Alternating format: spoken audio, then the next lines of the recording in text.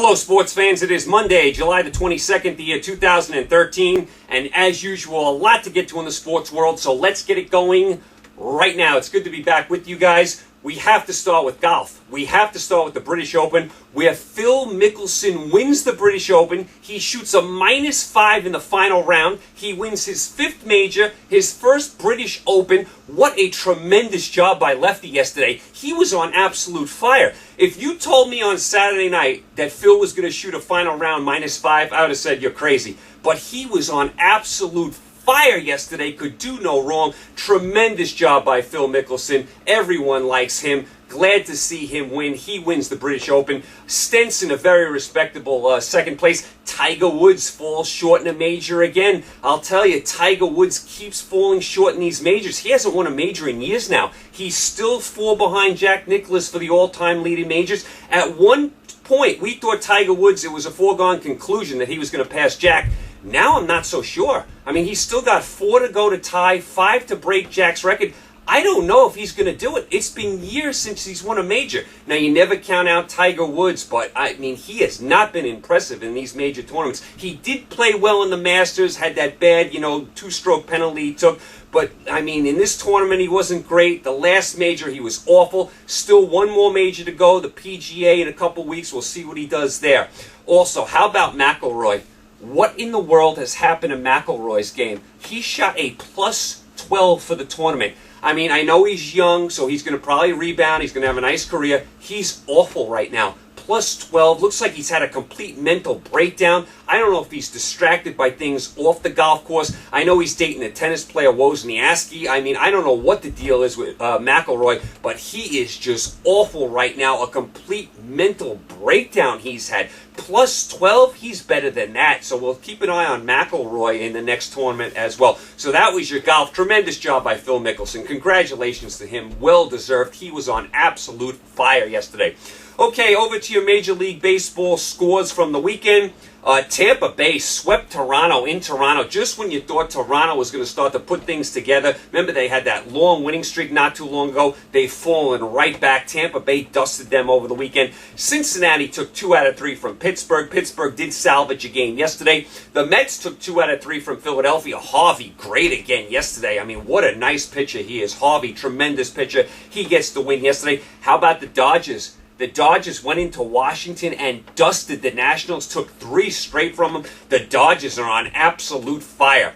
White Sox took 2 out of 3 from Atlanta. I was a little bit surprised about that. Kansas City took 2 out of 3 from Detroit. Milwaukee beat Miami 3 straight games, and they shut them out all 3 games. I mean, what in the world is going on with Miami? They can't score a run in 30 innings? One game went into extra innings. Miami did not have 1 run in about 30 innings of baseball over the weekend. Just terrible job by them. Minnesota took 2 out of 3 from Cleveland. Seattle swept hapless Houston. St. Louis took 2 out of 3 from San Diego. San Diego at one point in this year had gotten to 500. They've fallen completely apart now.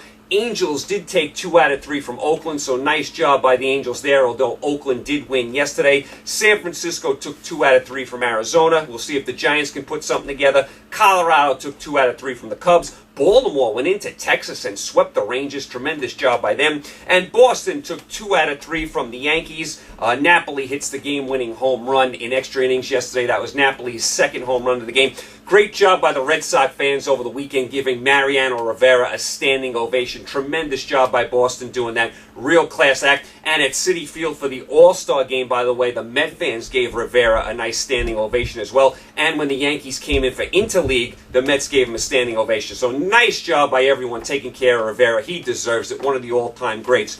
As far as the playoffs go right now, there's a long way to go for the playoffs in baseball, but here's the races right now. As far as your American League East, Boston is in first place. They're a 1.5 over Tampa, 3.5 over Baltimore. Yankees is 7 out, and Toronto is 13.5 out. So Boston right now in control of the East. We'll keep an eye on Buchholz for Boston. He's having a tremendous season, but he's hurt with the shoulder. Going to see Dr. James Andrews. That's not a good sign. We'll keep an eye on that. As far as the Central, Detroit is a 1.5 over Cleveland. Cleveland's been very surprising this year. I do think Detroit is better than Cleveland. Detroit needs a closer, though. Detroit is solid in all aspects except their closer. In the West, Oakland is 3 games ahead of Texas, and the Angels are 10 back. I thought the Angels would be a lot better than this. How good has Oakland played this year? Tremendous job by them. As far as the wild card right now in the American League, your 2 wild card teams are Tampa and Baltimore as of right now. Texas a game and a half out. Yankees 3.5 out. Yankees got to get healthy. I don't know if it's possible. Jeter on the DL again. A-Rod gets hurt in a rehab game. Teixeira out for the year. Granderson's been banged up. Euclid's hurt. Pineda hasn't pitched in 2 years. Yankees got all sorts of injury woes. Cleveland 3.5 out of the wild card, and the Angels 8.5 out of the wild card. So that's your American League. As far as your National League, as far as the National League East, Atlanta a comfortable lead. They have a 6.5 game lead over the Phillies, 7 over Washington. Just when you thought Washington was going to put something together, the Dodgers dusted them.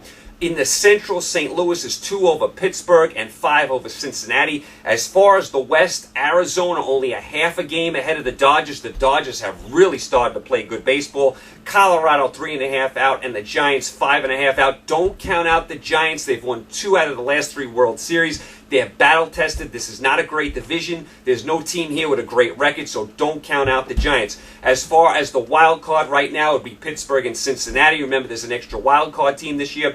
Dodgers 4.5 games out of the wild card. Philly 6.5 out. Washington 7, Colorado 7.5, and the Giants are 9.5 games out of the wild card. So that's kind of where you are right now in baseball. You got a long way to go. I mean, we still got the rest of July here, all of August, all of September, into October, so things are going to change. You see how long baseball is. The Dodgers at one point in this season were 12 games under 500, and I thought they looked like one of the worst teams in baseball. Now here they are, half a game out of first. There are so many twists and turns in this long baseball season, I should say. As far as the All-Star game, I am not a big All-Star guy. I don't love any of the All-Star games, whether it be the NFL, the NHL, the NBA. And I don't like the Major League Baseball All-Star Game anymore. I used to love it when I was a kid. I don't love it anymore. I think deciding home field advantage for the World Series is absolutely ludicrous. I cannot stand that. The game to me was pretty much an absolute snore. The American League won in a shutout. What did the National League have? 2 hits. To me, it was completely boring. The only moment I thought was good was when Rivera came in and the Met fans and all the fans at Citi Field gave him a nice ovation. I thought that was a good moment. Other than that, the game was an absolute snooze fest. I mean, the National League had, 2 hits? I mean, it was a shutout win for the American League. It was so boring. The crowd was dead. Not good at all. And I'll tell you what, I'm not a big lover of the home run contest either. I mean, I know Cespedes won the home run contest. He put on a show, but what did he do? He ends up injuring his wrist. Now he's got a sore wrist. He missed the whole Angel series. Now, he claims he did not hurt his wrist in the home run derby. Come on. You're telling me he's hitting all those home runs and swinging all, very powerfully during the whole home run derby didn't have effect on his wrist? I mean, come on. I know he denies it. To me, it's a direct link. I don't love the home run derby either. I don't need Chris Berman every 2 seconds going back, gone to every fly ball that goes in the outfield. I am not a big home run guy. I am not a big all-star loving guy. So to me, I did not get too into the all-star game. I know people do love it, though. Also, the ESPY Awards, which were on last Wednesday. I mean, you talk about unwatchable TV. I mean, and I'm a sports fan. I don't like the ESPYs. I don't like any award shows anymore. I hate all the music award shows. They're unwatchable. The Oscars, they've turned into a complete circus. I mean, they give you 2 awards at the beginning and the end, and all the rest in the middle is junk. The ESPY Awards is more of the same carnival atmosphere. Everyone that gets up on stage has to turn into a comedian. The jokes aren't funny. The skits aren't funny. I mean, it's just not funny. The red carpet, I mean, come on. Do we need some of these people on the red carpet? I mean, give me a break. I mean, the Vikings quarterback on the red carpet. What, did he play 3 games last year? He's walking down the red carpet. I mean, I don't need any of this. The ESPY Awards, a total joke. And there's been some decent moments in the ESPYs. I love the Valvano speech years ago. I love that. I mean, they do the nice awards here and there. They gave Robin Roberts a nice award this year. But other than that, I mean, come on. It's so much junk. I mean, it's just horrible, unwatchable TV. And why does everyone who gets up on stage turn into a comedian? If you're Chris Rock, yeah, I can deal with it. But I mean, I don't need LeBron James cracking jokes. I don't need the Vikings quarterback trying to be funny. I don't need these kind of skits with the referees. It's just bad TV. So I don't get into the ESPY Awards either. I did catch some of the soccer, the Gold Cup. United States with a very impressive win over El Salvador yesterday, 5-1 in Baltimore, in front of over 70,000 fans. Pro El Salvador crowd, a lot of blue in the crowd. USA looks really good, blows out El Salvador 5-1. Landon Donovan, tremendous. So now the semifinals are set for the Gold Cup. Semifinals are in Dallas, Cowboy Stadium. Then the finals are at Soldier Field.